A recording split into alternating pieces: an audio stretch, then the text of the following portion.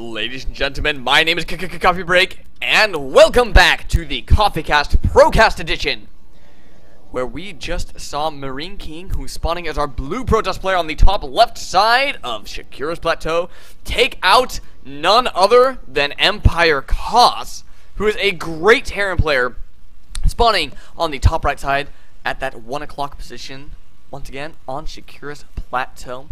MarineKing did get engineering bay blocked. That's kind of like the pylon block. Kind of like the pylon block in a PvZ. MarineKing did get engineering bay blocked in the early game. Just altered his build a little bit to go ahead and drop an additional 3 gateways and went for a 4-gate pressure with an expansion behind it. Empire Koss was not ready for it and actually just kind of fell without too much of a bang there. And, I mean, I'll give him kudos for staying in that game as long as he could.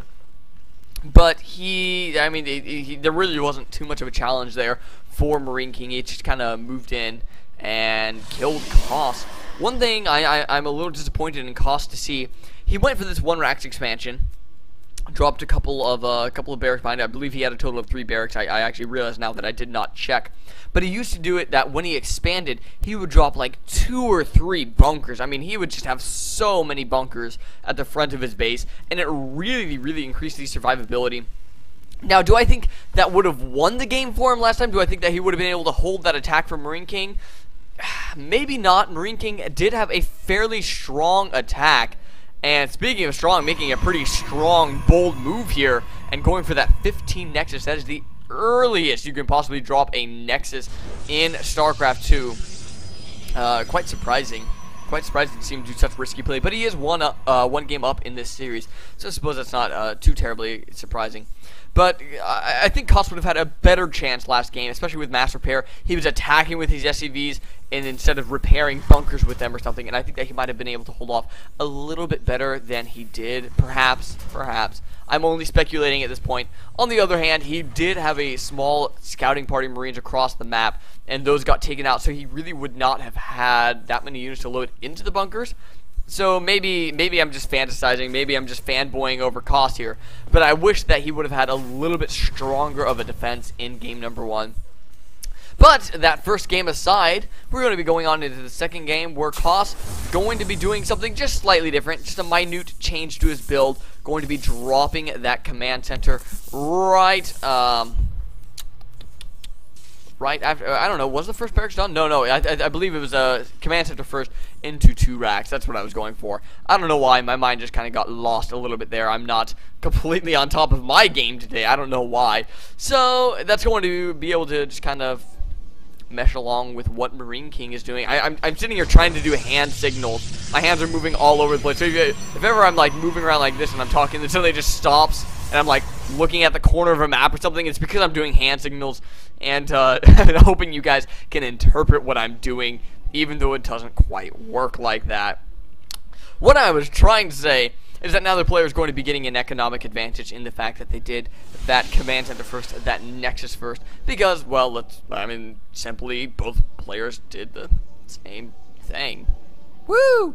I'm going to be interested to see what exactly MarineKing goes for this game. I would expect Koss to do kind of the same thing, which was this 3 racks and he went factory starboard, was probably going to start pumping out medevacs, but never really got to that point in time as he was dead.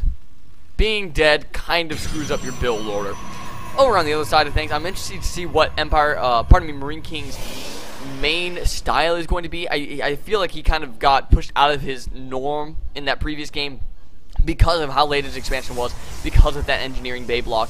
So in this game, we're going to see probably a much more normal build order coming out of MarineKing. We do see actually a 1-gate Twilight. That is a super fast Twilight. In fact, excuse me, I apologize. That is actually just about the fastest Twilight you can possibly get. So going to be going for a little bit of gateway play. Probably going to be seeing Blink come out of this. I would not expect to see a Charizard Archon play or anything in the early game, as that's just kind of an older strategy. And actually going to be seeing, where is it? There it is, up in the corner of this face. Going to be having a Dark Shrine warping in. I would actually really like to see a robotics on the field as well as Dark Templar paired with a Warp Prism. a super powerful attack, actually. So what these Dark Templar are going to do is they're going to be forcing scans out of our Terran opponents. Thankfully for Koss, he does already have an engineering bay down on the field going for those fast +1 upgrade. So he will be able to construct missile turrets, which will help in his defense. However, scans are going to be wasted on fighting those Dark Templar while he tries to get those missile turrets up. So, and I've actually seen Dark Templar win games before. I mean, they can just outright win if the opponent can't get the missile turrets up, if they just don't have the energy to scan because they just dropped a mule, so they have to wait, you know, that extra 50 game seconds. Then they're going to be quite the problem. Looks like Empire Koss is going to be trying to attack up this ramp. One sentry with just enough energy to force field off this ramp, however, is going to halt that attack. I'm surprised, actually, that 2 additional stalkers were warped in rather than 2 additional sentries, as he does have the gas for that, but saving up that gas for the Dark Templar. MarineKing actually had a fairly nice defense there, and I suppose with the number of Marines in the army, as long as he focused that Marauder down quickly, it wouldn't have been too much of a problem. Dark Templar now coming into the natural expansion, but there is detection somewhere. I'm not exactly sure where it is, but those Dark Templar just got shut down. Might be able to pick off a few Marines, but no, instead deciding just to kind of run right by them. The missile turret is on the high ground. Was that Dark Shrine spotted? Was that Dark Shrine spotted? It wasn't spotted. That was just a blind counter. So a very nice positioning, probably to stop an observer from getting through the base. Apparently, pardon me, swallowed a little spit there. Apparently, it works pretty well to start Dark. I'm going to take a moment and actually swallow the liquid in my mouth here. Apparently, missile turrets to stop observers work well against Dark Templar as well. I actually like the idea to go for charge in this case, because we do already have that Archon tech ready to roll, rock and ready to roll. So I do like the idea to go charge out Archon in this case, and that also kind of makes sense that he doesn't have too many sentries, just these 3 sentries in the army, because the Archons do smash their own force fields, which is, you know, kind of a blessing and a curse in its own right. MarineKing actually being somewhat greedy here, taking a pretty fast third base when there's no way to know if he's actually really all that safe or not. It actually looks like Koss might be gearing up to do a timing attack of some sorts.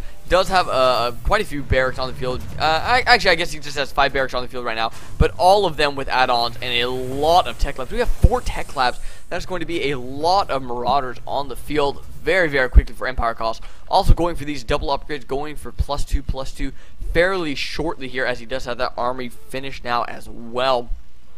So Koss looking to be in a pretty good position to actually take out MarineKing in this game, I would have to say. Looks like there was a little bit of a drop going on in the main base of MarineKing. However, those medevacs repelled fairly quickly. I don't think that too much damage was sustained. Nope, probably not even the workers. That was probably just the scouting worker that got killed off.